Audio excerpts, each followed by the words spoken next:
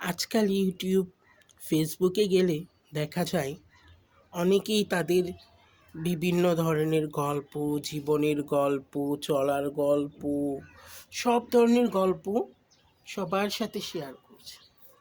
আর আমি এমন একটা মানুষ, একা একা অনেক গল্প করি। কত রকমের ছন্দ আঁকি, স্বপ্ন বুনি, সুখী থাকার জাল বুনি, কত গল্পই করি একা একা। অথচ কারোর সাথে শেয়ার করার মতো সেই বাসাটাই খুঁজে পাই না,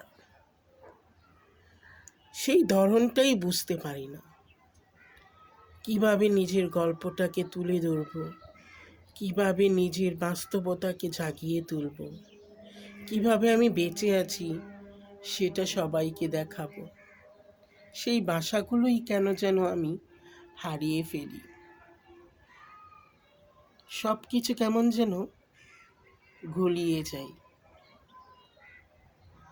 আবার মাঝে মাঝে একা একা আনমনে অনেক কথা বলি, নিজের গল্পগুলোকে নিজের সাথেই শেয়ার করি।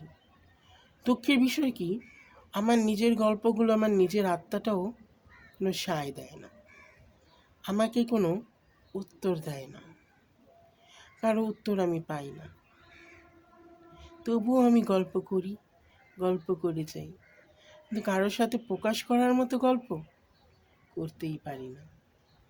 সেই গল্প করার ভাষাটাই আমি খুঁজে পাই না।